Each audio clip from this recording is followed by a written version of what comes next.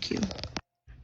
I'm not the type who usually likes to get on here and ask for help, but I really, really need help. And if any of y'all find it in your heart to help me,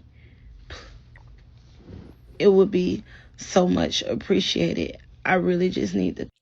So the caption says, please help. Donations are appreciated. She put her Cash App there. It says, if you can't, please just pray for me. I lost my car and I'm filing bankruptcy. And if any of y'all find it in your heart to help me, it would be so much appreciated. I really just need to come up with some money to get a new car.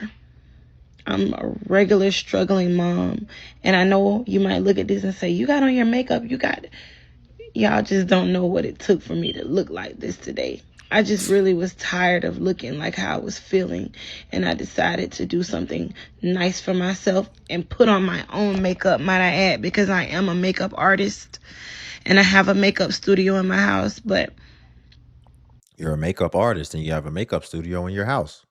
Oh, sounds like you have a lot of idle time.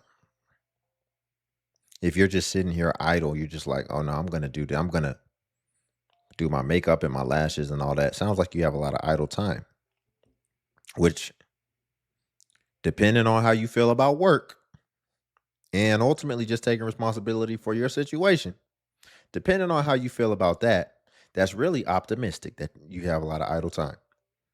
As well as now you've introduced into the equation that you're a makeup artist.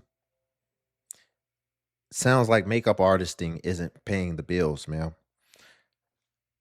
I get when you're in a stressful situation where it requires action, you like to instead focus on your makeup and doing your makeup. But a lot of people in this economy are in that situation right now. And so that's probably why your business is struggling, because people aren't prioritizing having a makeup artist right now. And so the market has spoken. So therefore, you don't need to prioritize being a makeup artist right now. It's not working. So you need to drop it right now and you need to go get a job. And that's just the fact of the matter. And that's why I said it depends on how you look at working, because it's really an optimistic situation. You got nothing but idle time. You don't got no clients. So because you don't got no clients, it's gotten to the point you doing your own makeup. So that lets you know that it's probably time to go be a cashier at the gas station or whatever you need to do. But you're going to have to get a job because you have kids and nobody told you to have kids. And you got to be responsible for that. So you got to do whatever it's going to take. But I don't know how the first thing we came to was begging, because I bet you when everything was right, I bet you when everything was up and all her clients had money and they were spending money and she was getting to it, she was a boss, she was independent, all these things. You can't just be independent in the good times. If you're going to claim independent, you got to be independent no matter what, through the bad times as well. But we don't see a lot of people standing on business, but they a lot of times was the loudest people proclaiming that they didn't need nobody, that they could do it by themselves, and that they want to be independent. Not saying that's her, but I'm using this in order to address a sentiment that goes on that includes most. So I'm not a betting man, but I would bet it was her included in that. Y'all, before we get back into it, if you could like the video, I greatly appreciate it. Only takes a second, and it actually helps out more than you know. And it's really just a click. It's really just a click. So if you're here anyway, you might as well click that like button. And also, if you can hype the video as well. This today, I just really was tired of looking like how I was feeling, and I decided to do something nice for myself and put on my own makeup, might I add, because I am a makeup artist and I have a makeup studio in my house. But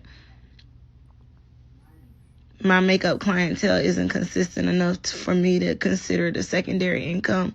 So I do makeup. That's why my makeup is done.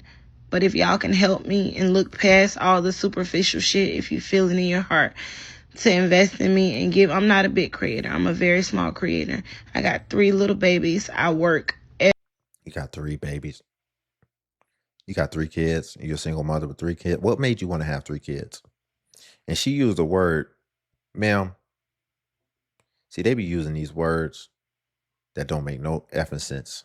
But they try to frame things still in a way where it's like you're not being humble. Say donate to me. Don't say invest in me. What type of investment is this? What's going to be the returns on our investment? Invest in me. You know what it could also be as well? A lot of people live in these lifestyles. Even when they have extra money coming in, they don't ever save anything. They just got to spend every dollar that comes through the door. And then they never set none away for a rainy day. And then when emergencies happen, it's like y'all be adults. Y'all be taking on all these responsibilities. But you don't think that common things can happen. Emergencies.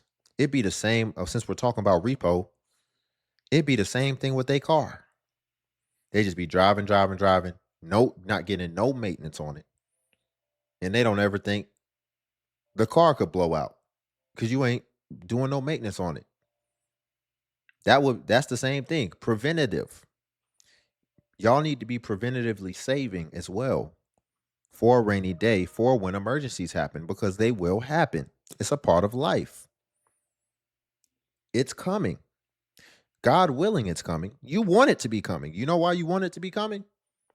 You want an emergency to be coming at some point because that just means you're going to still be alive. If you live long enough, an emergency is going to be coming around the corner. The only way it's not going to be coming around the corner is if you're not here anymore. But y'all not living like that. Y'all living like nothing will ever come around the corner and the money's just always going to be flowing the same way it is, if not better. And that's immature. And look past all the superficial shit, if you feel it in your heart to invest in me and give, I'm not a big creator. I'm a very small creator. I got 3 little babies. I work every single day of my life. I work at bank and I've been there for 9 years, and I've driven for Uber. I've driven for DoorDash. I've worked the second job. I've done everything that I could do, and none of that stuff worked out. It was almost like God was like, nope, you're going to deal with this one job and that's going to be it. And now that job just seems like unstable. I don't know what I'm going to do, but I'm trying to figure it out. And if you can help me. Don't that sound like BS? Don't that sound like a BS excuse? Ma'am, you haven't tried every job in the world. She's like, I done tried everything. I done tried to work 2 jobs. You tried those 2 jobs in particular. That doesn't mean just because you had 2 jobs one time before that now when you're in a rough spot, now all of a sudden you don't think you have to have 2 jobs, because I done tried it in the past before. It just didn't work for me. Well, maybe just that second job that you had wasn't a good fit. That doesn't mean you just give up completely, ma'am. You chose to have kids. You can't just say, I done tried to do it with these kids, but it just don't work. So now what? What happens to the kids? They're here. They're permanent. So you don't get to just give up. You don't get to just give up. And again, I would bet you, man, people just come on here with stories. They tell us what they want us to hear. I want to start getting transparency, especially when you make it our problem. Like, we got to save you from the life that you created. I want to see transparency. I want to see bank statements. I want to see how you've been living the past 2 or 3 years before we just, because we could probably we could probably solve the problem without even having to donate. And we can actually put in place a permanent solution. Unstable. I don't know what I'm going to do, but I'm trying to figure it out. And if you can help me, like, I'm not begging, okay? If you feel it in your heart to help, See? please help. If you don't, just don't help. You know, you don't have to talk. See? Didn't I tell you? She was using the word no humility. She's like, I'm not begging. But if you feel like helping, Help a player out. Make your investment. Plant the seed. Ma'am, well then don't even be on here with this thing to begin with. Talking about I'm not begging. This is begging. And so you need to own it.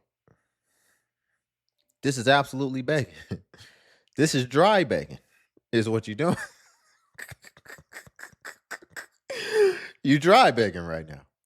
And so don't gaslight us. You dry begging. We're gonna start using that term for the people who try to be slick and try to maneuver within the confines. You're dry begging, ma'am. And you catch more flies with honey. Don't start getting prideful and egotistical now. Either you need the help or you don't. Okay, if you feel it in your heart to help, please help. If you don't, just don't help. You know, you don't have to talk down on me or nothing like that. I know y'all can do it, but please just, I'm not in the space to where I need So then to get hear offline. negative. So then get offline. So then get offline. Didn't nobody tell you to come online and tell your business? Get offline then. People want to take all the good, but none of the bad. Didn't nobody tell you to come online? You don't have to be online. Talking about I don't want to see no negativity. I'm not in the space. If you're not in the space, then don't get on this space. If you're not in the space, then don't get on this space. That's like you're in an effed up headspace and you like, I don't want to be bothered and I don't want no negativity around me. And then you decide you just gonna go drive to the hood, the worst project in the whatever your city is, and you just gonna start walking around with money hanging out your pocket. Talking about I don't want to be bothered. Don't ask me nothing. Okay, man. Well, don't put yourself in the situation. Don't put yourself in the scenario to get what you're not looking for. You can literally just stay offline and you can focus on your kids and you can actually focus on getting productive and coming up with some solutions to solve your own problem. That's actually what I would recommend. Get offline and get to coming up with some solutions. Not in the space to where I need to hear negative things. I just need help. I'm trying to think of a solution. So if you can help, please help. If you can't, just keep scrolling out. That's all I ask. All right, trying to think of a solution. Who thinks so why you didn't call us a brainstorming session? If you're trying to think of a solution, see, the first couple solutions, you wouldn't like them though. You're gonna victims always, when you give them a solution, they always have an excuse ready. So she'll be like, I'm looking for a solution. And then you'll be like, oh, get 2 other jobs on top of the job you have. And then she's gonna be like, I tried that already. Didn't you hear me? And I'm like, no, you tried it a certain way already. But what was the job that you tried? What was the second job you tried before? I was at Walmart. Okay, we'll go to Target now. There's still a lot of options. There's infinite options that are still yet untapped. So go and tap that. Y'all, again, if you could like the video, greatly appreciate it. It only takes a second and it helps out more than you know. You ever woke up happy as fuck and then you go outside and your car towed? Yep, that's what happened to me. If you've been following me, you know I finally started getting my life back together after experiencing homelessness. She said, you ever wake up happy as F and then you come outside and your car towed? You better not be waking up happy as F if you owe me money. You ain't been paying your bills that you owe me. Waking up happy as F. I bet you are waking up happy as F. You ain't paying your responsibilities. Yeah, I'll be waking up happy as F too if I still got to keep my stuff and didn't have to pay for it. You ever just the day after I got. You ever woke up happy as fuck and then you go outside and your car towed? Yep, that's what happened to me. If you've been following me, you know I finally started getting my life back together after experiencing homelessness. Brand deals were coming in. I was going to creator events, doing food reviews, door dashing, and taking every opportunity I could. Then my biggest brand partnership ended unexpectedly. So I had to pivot overnight. and I fell behind on my car payments. It was only a couple, but my car place warned me. They said if I had any late payments, they can get my car towed. Usually people do 3 months, but not mine. I'm 22, 3 months. and I really don't have a financial safety net. When something go wrong, there's nobody I can call to make it disappear. So when my biggest brand deal ended, everything started falling apart. I'm not blaming anyone though. At the end of the day, the payments were my responsibility. I'm just showing y'all the realistic side of what rebuilding looks like when life keeps throwing you curveballs. And you want to know... See, and this is your problem here. This is the problem. She's probably making a lot of money. I didn't even notice. She's a big content creator. She has a lot. She posted this 21 hours ago, and it's got almost 100,000 likes. So she's big. She's very big. So she probably has brand deals, but she does beauty and lifestyle content, which means you're still going to be living your lifestyle anyway. So ultimately, why don't you get a job? See, that's why you need to keep the job too. You could be getting ahead, but people start to make a certain wage that's comparable to a job, and they just look at that like, now I can do this full time. Well, this is more volatile than a regular job. And that's why you should have both, because then you'll never end up in this situation. And you can save some of your content money. See, she would still have a job and just spend all her content money. And I would argue that's probably what the other woman was doing. She had a job and then she was making a little extra money with her makeup business on the side, not saving none of her makeup business. She's looking at it as, I got all this discretionary income. I can take trips. I can get bags. I can do this. I can do that. By the way, look at this. I got some examples of how she lives. And then it's no wonder why you wasn't ready. You was making money, but you living your best life.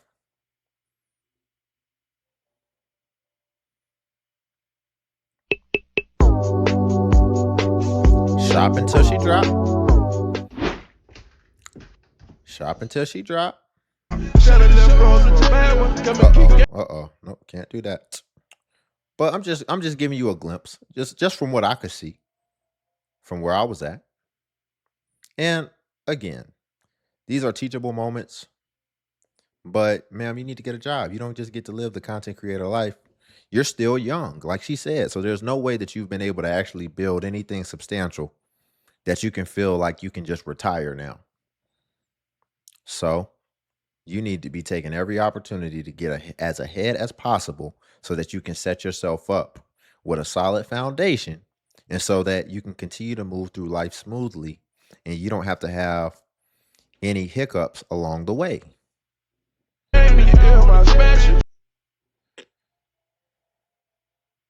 You ever woke up happy as fuck and then you go outside and your car towed? Yep, that's what happened to me. Why did it rewind it?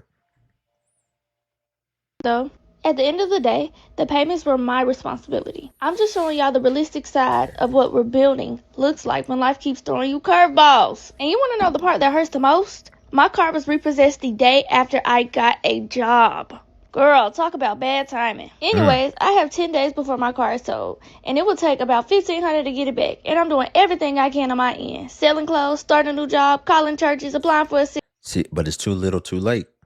You lost the brand deal, and now you're trying to hurry up and get a job. You should have already had a job. But shout out to you for getting a job. I love that. But now, see, you had one. You could have had both at simultaneously. You could have been getting ahead. But now one falls off. Now you got to go get the other. When you stop liking this, then maybe the content pop off again. Then you quit your job. You just need to stay disciplined. You need to keep both. And you ultimately need to try to get ahead in life. Ahead in life. Distance. But if you see this video and you want to help me, can you watch the video all the way through, please? You even like, comment, and share if you feel it. Not gonna lie, every bit of engagement helps more than you know. And no, I did not lose my car because I was lazy. I lost my car because I lost my job. But well, we helped her out. I liked it too, by the way. It only takes a click. Only takes a click. I follow my own philosophies as well. And we watched it all the way through. So hopefully that helps. Hey y'all, so I want to give y'all a story time of why my car is up for repossession in so many words. So this is part one of why my car is being repossessed, and it's just not because it cannot be paid. It's other reasons why, but the payment is a big part of it. So I'll take it back to 2023. 2023, I had a car that was cash that I bought outright. 2 years prior to that, that car engine was going out. I had an engine oil leak. Um, I did not have all the funds to fix the car. It was a foreign car, so if you know anything about foreign cars, they are very, very, very, very, very, very expensive to fix. The car to get the engine oil leak fixed, it was. Boy, she from Slytherin house. Listen to the listen to all that. Listen. I don't know if it's because it looked like something going on with them front teeth, but boy, them S's is kicking her ass. Boy, I did not have all the funds to fix the car. It was a foreign car, so if you know anything about foreign cars, they are very, very, very, very, very, very expensive to fix. Oh, I was waiting The for car that to get the engine oil leak fixed, it was going to be $3,000. At the time, I didn't have the $3,000. I think at the time I had like maybe $1,700 to $1,800. So I was panicking. My oil leaked, and I put oil in my car every day for 3 months straight. 3 months straight, and at the time I was working. So I just didn't know how I was gonna maintain. I didn't know nothing. So the first thing that I started doing, I started running my name through car companies. And I'll give y'all this. Me being me, I did not have credit. One thing I was not taught how to maintain credit. Nobody never taught me anything about credit. I don't know anything about credit.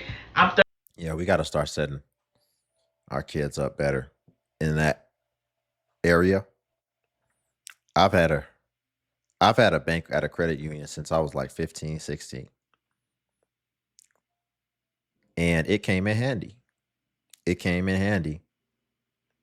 I was able to finance my first car through them and got very favorable terms. And that actually kept things kind of affordable because if you don't know, it was a time when I was working multiple jobs. I had like 2 jobs. And then, man, I was having to take public transportation or hitch rides and all this type of stuff. And eventually, I had tried to buy a car cash. I saved up enough to buy a car cash. The engine blew out. My first ever car.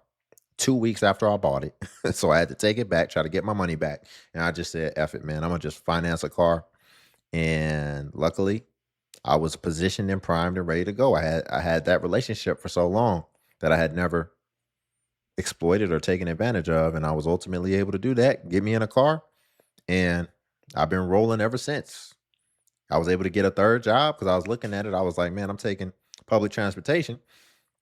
All the time it takes me to do all this, I could just be working a third job. And so that's what I did.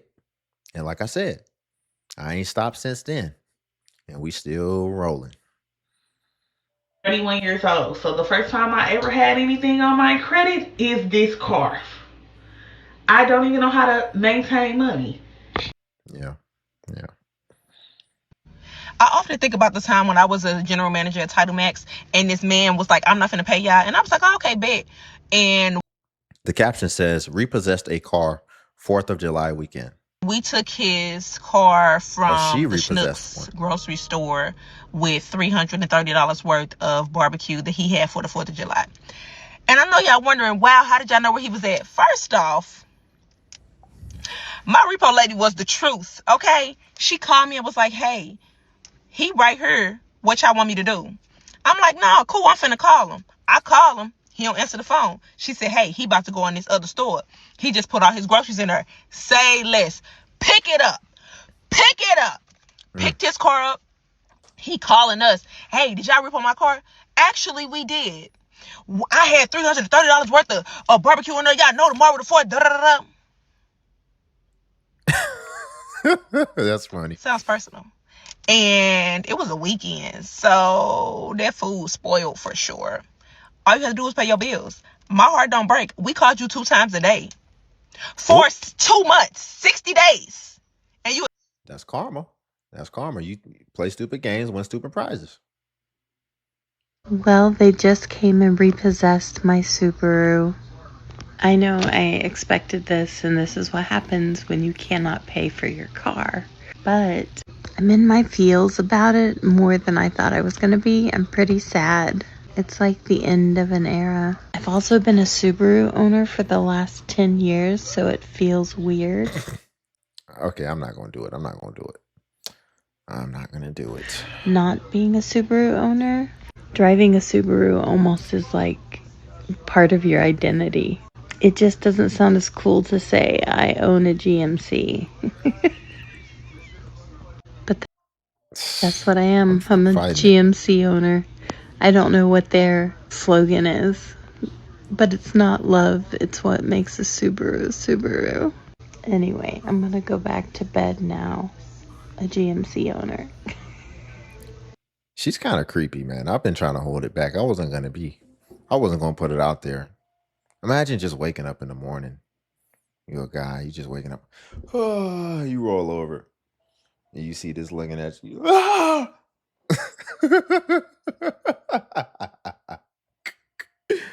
she looks like she looks like the type of person that'll be staring at you when you wake up with her beady eyes. Y'all, we'll leave it there for today.